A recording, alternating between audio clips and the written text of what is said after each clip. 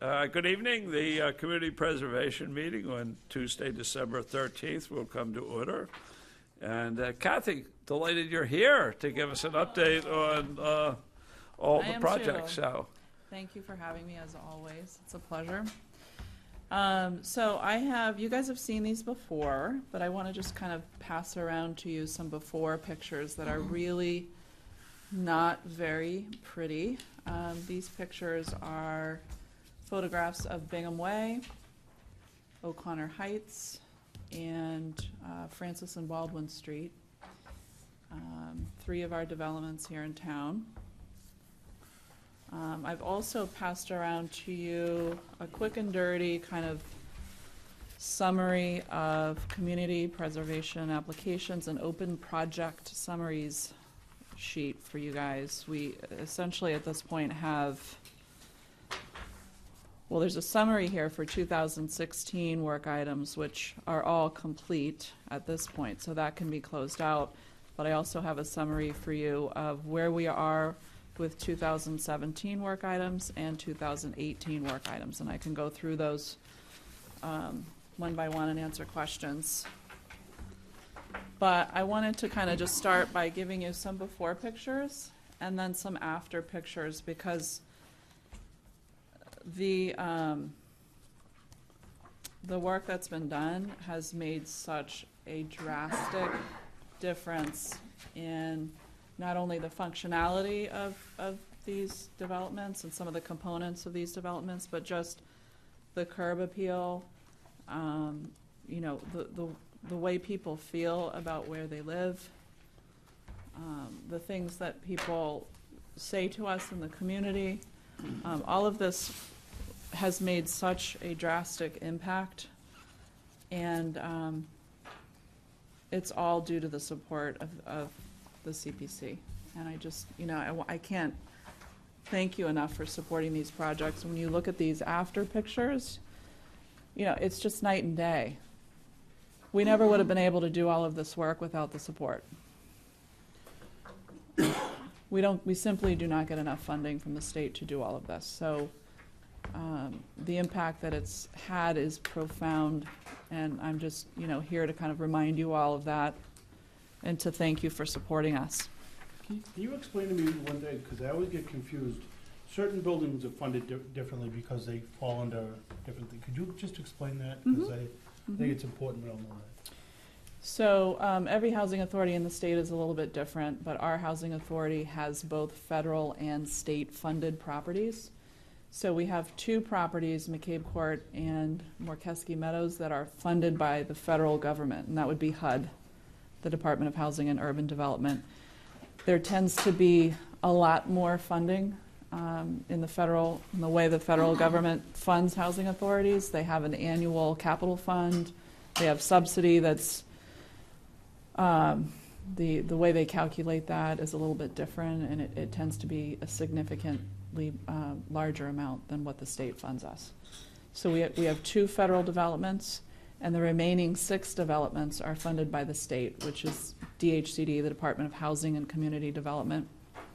And so their capital planning money is based on a formula, but it's, you know, it's limited. So the amount of work that we are able to do, we have to sort of plan out over the course of 5 years. And you know, we essentially what we do is we just prioritize what's the worst, you know, what's in the worst shape and what needs it the most, and then we kind of go down the line. So it's not enough money to really do a lot of preventative work. We're kind of always, you know, gap, stop, measure, kind of repairing things. So it makes sense for housing authorities to go for other funding and to try to find other ways to fund the work that needs to be done. We have done some of that. There are other opportunities within the state for grant monies, and we have gone after some of that. We've been successful. We got around $74,000 for the Bingham Way O'Connor Heights project, in addition to what the CPC has funded us. And we got around $56,000 for the Francis Baldwin Street project that the CPC has funded us. So we are, making efforts to go after other pots of money in addition to the formula funding that we get from the state on a yearly basis. They do have various different grant opportunities that come up year to year. It's not always consistent. You don't really necessarily know what to expect in the way of what's going to be available. But if there's an opportunity to go after it, we do. So would you see, so some units are gonna need more attention than others? Because the ones that are federally funded probably won't require as much. Would that be right? Yes. Yeah. Generally speaking, the federal developments, and this is pretty much the way it is across the state for all housing authorities, the federal developments tend to be in better shape because of, the stream of subsidy that we receive from the federal government is much, much better. Across all the projects, like the way you do maintenance, do you maintain the federal and the state ones the same, and how do you do each of them? We do. So it's heavily regulated to the point where it's nauseating. We have to have a very large amount of policy that has to be approved by the state and and HUD. And one of the policies that we have is a preventative maintenance policy. So we have work schedules for preventative work, routine work, emergency work. Everything is based on a schedule and based on need, and it happens in a very planful, organized way, and we're actually audited in how we do it. So so an example of preventative work would be, I don't know, I can think of anything right now, something simple like maintaining gutters, ensuring the gutters are clean. I mean, do you have enough money to do it, the maintenance? Barely. I mean, the reason why Yeah. is, you obviously know there's a correlation between maintenance. Deferred maintenance means more capital improvements. And, some of this, I think most of this was probably just the regular wear and tear, but I'm wondering if any of it occurred because of deferred maintenance. For these projects, I would say it was wear and tear. I mean, the conditions were, they were windows and doors and walkways and things that, maintenance can't really maintain in a preventative way. So, things like plumbing systems, heating, stuff like that's more going to fall into the Housing Authority's preventative maintenance plan and ensuring that those systems are working properly. And if we see problems in advance, we figure out a plan to replace them or put it in our capital plan to replace them. The stuff that we've been able to accomplish with the support of this committee has, I would say, in large part, not been something that's been affected by preventative maintenance, because it's been windows and doors and, exterior columns, things like that, building structures. Prior to me coming on, the CPC also supported some roofs and some additional walkways, I believe, at Fountain Drive before I started. So pretty much all of it is not something that we can necessarily maintain. I mean, we patch, as you can see, we patch and repair often when we can, but there's not a whole lot you can do to prevent a window from aging and failing and rotting over time, especially if it's an old original wood window. But we do a lot of stuff like this, when walkways are falling apart, we patch and repair, and we do what we can. We definitely are in a position sometimes where we have to replace certain components, certain pieces of wood and trim and things like that, and we do. But we don't have the capacity to do, for example, a window job where we replace every window in a building.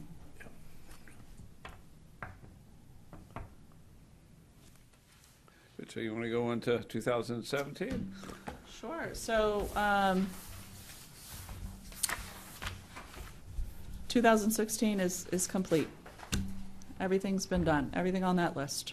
I gave some quick kind of rundowns of the payments that went out to the contractor, the architect and engineer payments, and payments funded by the state. And all of that work has been completed. The majority of the photos I showed you were part of that application in 2016. As far as 2017 goes, we submitted an application, as you know, for the remaining doors at our family housing development to be replaced. 24 front doors, 20 rear, and 24 storm doors. We had replaced some doors in a previous project, but we didn't have enough money to do all of them. So we had requested some more money to finish that project up. And all of that work has been completed. Part of the 2017 application also included installing lighting at that development. And unfortunately, because of the gas tragedy, we were not able to complete that portion of the project because there was no digging. Nobody could do any digging. There was, yes, thank you, that was the word I was thinking of. So that piece of the project has been put off until the spring. But the remaining piece of it is complete. I think I had showed you guys some photos of the front doors, the storm doors. They're really very functional, safe. They look a whole lot better than what we had before. And people in the community, feel really good about the way that looks. Francis and Baldwin Street is in the middle of a nice, lovely little neighborhood in North Andover. So it really makes a difference, the work that we're doing to this property to have it kind of more fit in with the neighborhood instead of looking like a development. We had doors on this property before that were just kind of failing and falling apart. The storm doors were not operable. Some of them were missing. This was one of them. They just were in really bad shape. So this project made a huge difference. And as far as our 2018 application that we submitted this year, we're well underway with those work items. The parking lot for Bingham Way was already put out to bid and awarded. And that work will begin in the spring of 2019. As far as the emergency generators go, we have an electrical engineer who is preparing the bid for us. That bid is going to go out in the spring of 2019. So the lowest eligible bidder will receive that job. And we fully anticipate it being completed in the spring of 2019. It's a pretty simple job. And the funding for the comprehensive needs assessment, evaluation of all of the housing authority properties, we advertised an RFP for that this past fall, and we received an application that was very thorough, and it was awarded to Abacus Architects and Planners. And they are in process now of evaluating the properties, and we expect to have something back from them late January, early February. So they're evaluating each and every property and kind of going through what we've already done, what needs to be done, what they think would make sense to focus on in the way of priority. And they're also taking a look at development potential too for additional affordable housing units. They want to make some recommendations around the property that we've discussed before at Fountain Drive, but they also have some other interesting ideas for some different sites that I think are worth hearing about and taking a look at. Increasing density on existing sites? Mm-hmm. Potentially. Mm-hmm. Right. So I think that that Fountain Drive hasn't been used no, for it hasn't. anything really. I mean, they don't use it for soccer Well, they anymore. put a retention, water retain, I can't say no, retention area. I don't know why. I never understood why that got there, but that took up a good piece of it, but there is a nice spot where you can still put it on the Davis Street side, yeah. We did have a preliminary feasibility study. You may remember me presenting that at one of the meetings. The Affordable Housing Task Force awarded us a small grant to have a feasibility study done of that land. And I came to this group and presented some real basic information about what they felt was possible on that piece of land. And what was proposed was a 2 to 3 story building. Something that could potentially house 36 one-bedrooms around there with parking. So it's possible. I think, the next steps for that piece of property in particular, in my opinion, would be, does that type of housing make the most sense? Does that space make the most sense? Or should we look at another spot at Fountain Drive where, because when you look at the whole plot plan, there's a lot of space on Fountain Drive. When it was originally designed, back then they didn't think about it the way we do now in terms of spacing and what could potentially go there. There's a lot of wasted green space over there, so there's potentially a better placement. But again, it would be great to have a qualified firm really take a look at that and make some recommendations and give us some solid ideas around how that would play out. I mean, one of the things I don't know if they've done, but it's certainly readily available, is that they may want to take a look at the master plan, particularly the housing production plan. They are.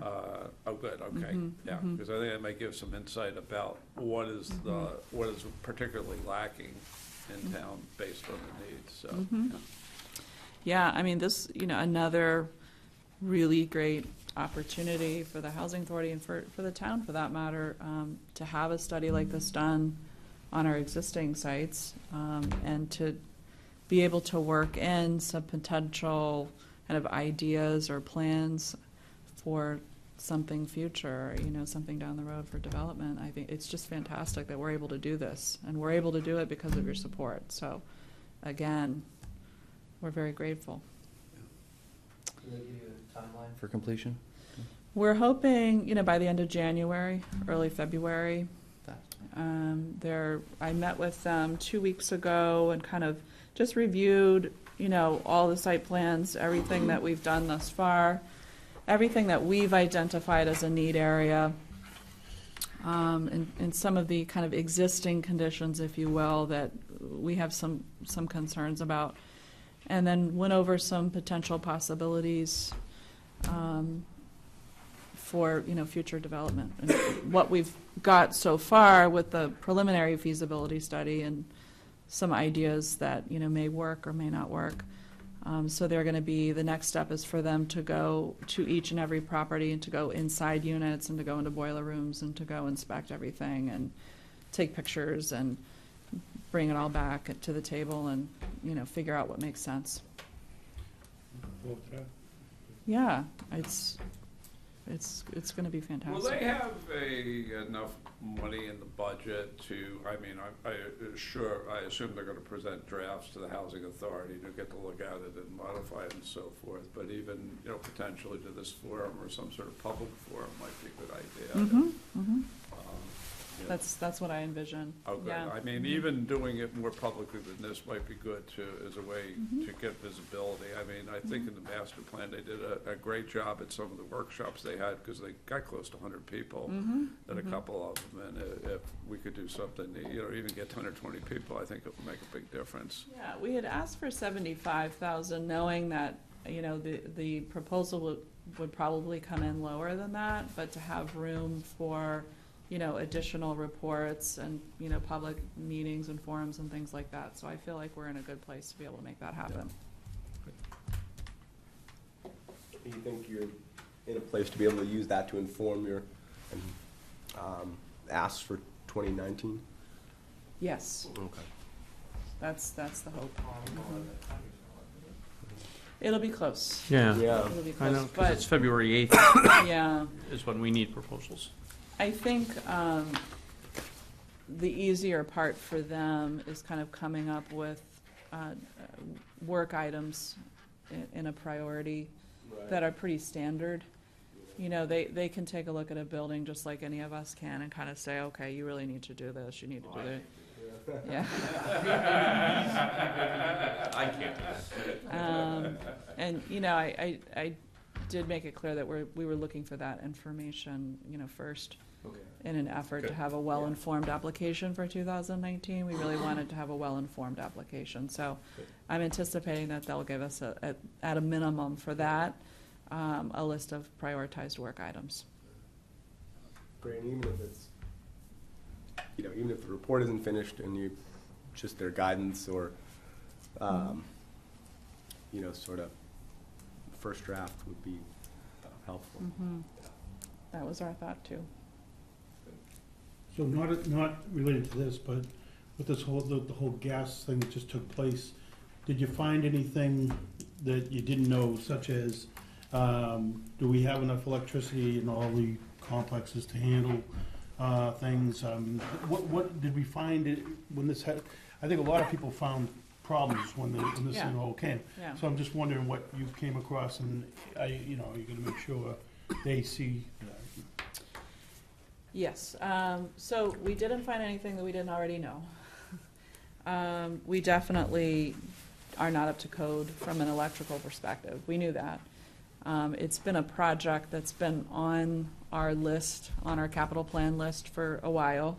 We've just had other things that took priority over updating electrical.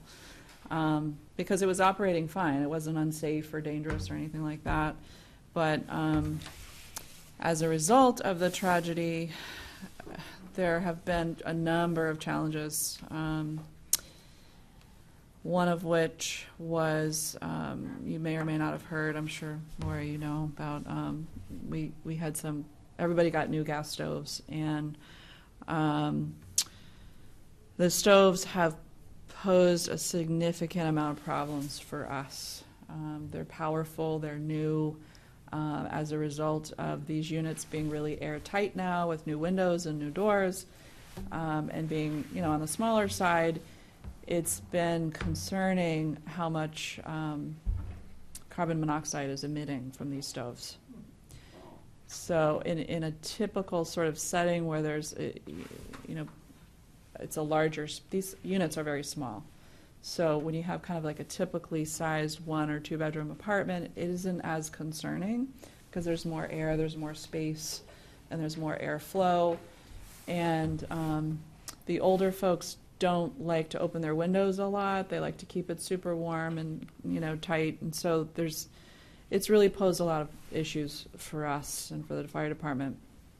Long story short, after all of those new stoves were installed, and gas piping was moved so they could be properly installed, and ventilation was moved to bring it up to code, et cetera, we've decided that these stoves are too much of a risk. So they are all being pulled, and we are getting electric stoves. As a result, we have to be brought up to code electrically. So the silver lining is that Columbia Gas is paying for all of that. They don't like it, but that's what's happening. They had, as you might imagine, a lot of different, less expensive ideas they presented to me that I said no to because I felt like they were stopgap measures that were just, you know, it was just a cheap way to try to get out of a serious problem. Was concerning to me. So, so all of our electrical at Bingham Way and Fountain Drive is getting updated. Will they be able to move the stoves back to where they originally were? No, No. no, because that's a code issue as well. So, so that's a silver lining. It's a lot of money. It's a lot of money.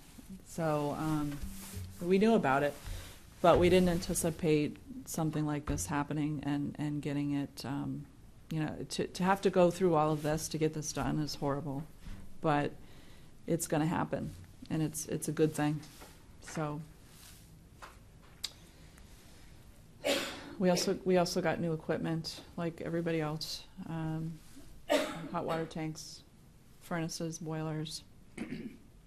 Probably, yeah, there was a overall silver lining, because you probably netted out into some stuff you would have had to pay for yourself. I think for everybody in town, this real sum is the asbestos removal. Yeah, That was huge for everything going, yeah, and down at your places too, yeah. yeah. Yeah, that's not been an issue for us. I mean, any project we've had, if there's asbestos, we've had to remove it. It was incorporated into the budget, so we don't have that concern at this point. Or lead, for that matter. But, yeah, I mean, it's really been, it's been a nightmare. I mean, if you talk to Billy McCarthy, he'll give you an earful. But, you know, thankfully, we have a tremendous amount of support from the town and the town officials and, you know, the inspectors. Everybody is in our corner, and it's made a difference, huge difference. But, you know, folks have been through a lot. Everybody knows it's been a process, a really horrible process, horrible. And people are, you know, people are afraid. It's a good thing that we're removing these stoves. So, did that answer your question? Yeah, well, I just was trying to get an Kind of went idea off on a of tangent. No, it's good. Sorry. Yeah, so. Anybody else have any other questions? I saw in here there were two, you know, I wasn't on the committee at the time, two projects that were applied for but not approved by CPC. Last year, Okay. we applied, this year, actually, we're still in 2018. We wanted to get an idea of the overview, and then to have them tell us how each thing should be prioritized before we got into any more projects. Okay. I anticipate the kitchen and bath upgrade to definitely be something that ends up on the list from these consultants, just given the conditions and, you know, the age. It's probably going to be higher on the priority list, I would imagine. I would Unless- imagine the request would be different, though, given the work that's been done in the kitchens around the stoves and electrical and stuff. So, I mean, it could potentially be a little different, right? Mm-hmm. Yes. We had also asked for some money for apartment doors. It was, you know, something that has been on the list, not a huge priority, but important, and it makes a huge difference for people to have, you know, a good solid apartment door to their unit with new hardware. It was something that we had talked about a few years ago and kind of tabled it because we had some higher priority work items. So we had included it in our application this year as well. This was number 5. Mm-hmm. How many doors are we talking about there? So 4 developments, it's 40, 50, 90, 140, about 170, roughly. That's just front. 170 just front. Okay. Mhm. Oh, got it. Okay. Just trying to do some quick math. That's a lot. Mhm. Yeah. You have to pay prevailing wage, don't you? Yes. Yeah. Yes. For anything, doesn't matter how small it is. I'm sure they're more expensive than the kind of stuff you go buy at Home Depot. Yeah, I mean, the procurement laws have changed. We do have a little bit more flexibility because the limits have gone up. So, you know, practical business sense, we're allowed to use and get quotes for things. There is some flexibility. But once you get over 25,000 or 50,000, you know, the requirements change. And it has to, Anything with a heavy labor component is But even the smaller jobs, you know, we have to ensure that people are paid prevailing wage. Yeah. So. Unless, if it's a sole proprietor, it doesn't matter. If it's just like one person in an outfit, it doesn't, they can pay themselves whatever they want. So, One person will be at 170 doors for a while.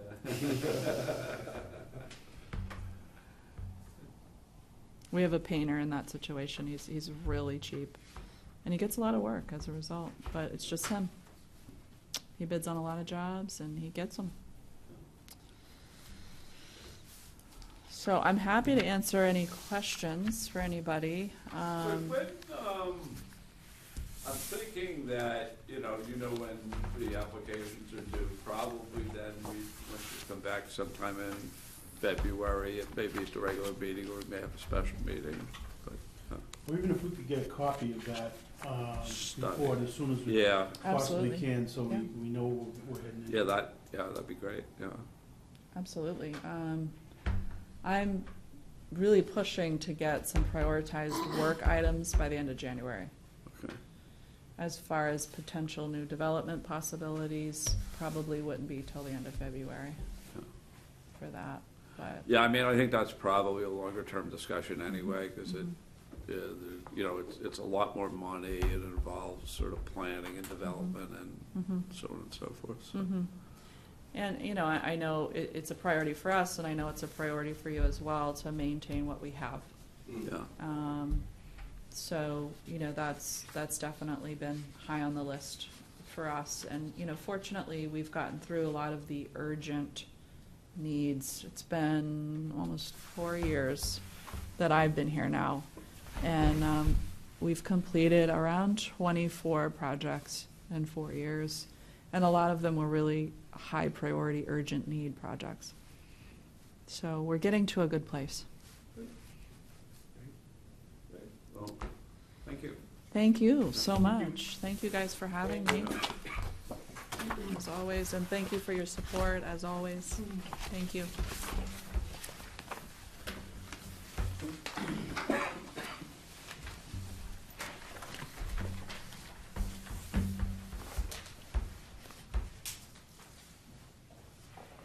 Lori, the second item, did Tracy provide anything?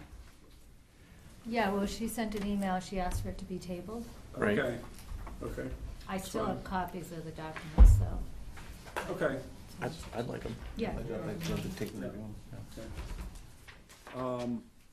Bill, do you, I know you had reached out to the town manager, do you just want to give everybody an update on? Yeah, what you- so- Yeah, I reached out on the website, and the town manager and the the town manager said it's certainly something that could be handled in-house. So, I was gonna take advantage of a few days off and try to get in and just work through the whole thing. I got a few days coming off too, if they correspond, I'd be Yeah. happy to help.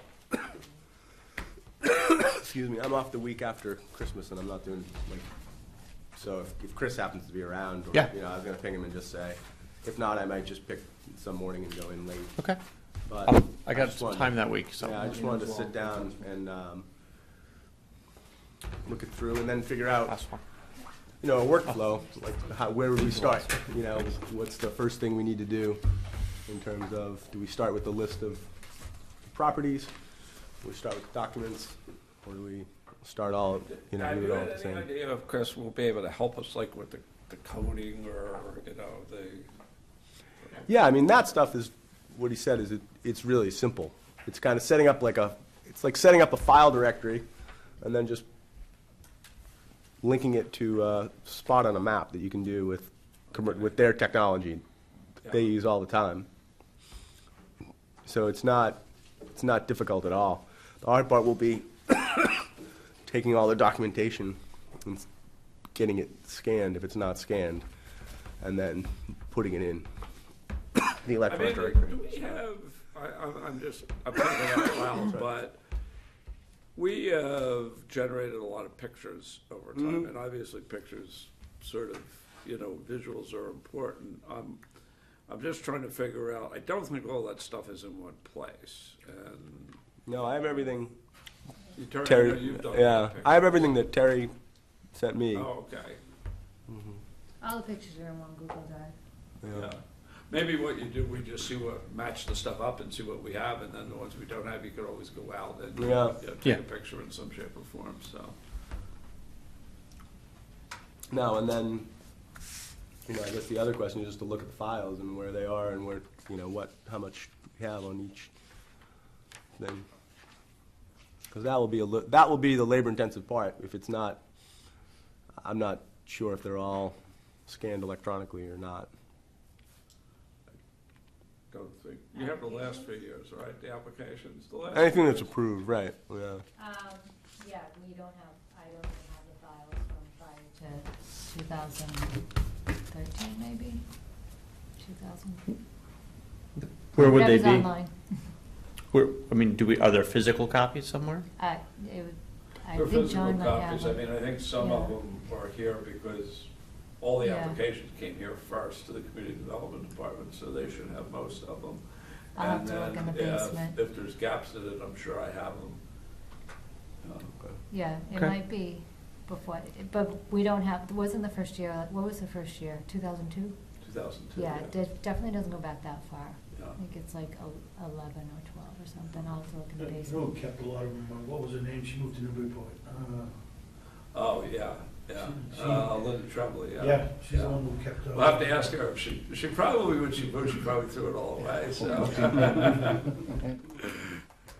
I'm in the process of switching offices, and tomorrow, I have to have everything cleaned out by tomorrow afternoon, and I'm madly throwing stuff away.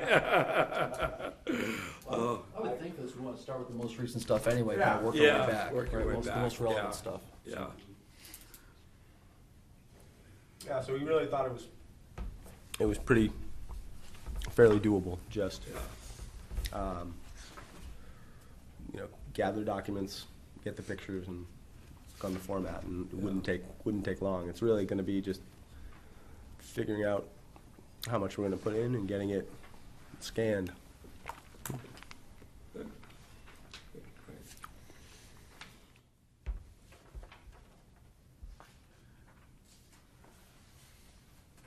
Any other loose ends or updates anybody wants to provide? If not, does somebody want to make a motion to approve the last 7 minutes? Yeah, so moved. Second. All in favor? Aye. Okay. If we don't have anything else, we can declare victory. Do you just want to make a motion to table the item that's on the agenda? I'll make a motion to table item 2 on our tonight's agenda, review of parking lot projects. Second. All in favor? Aye. Aye. Okay. I would also move for adjournment, Mr. Chairman. Seconded. All in favor? Aye. Dynamic duo over here.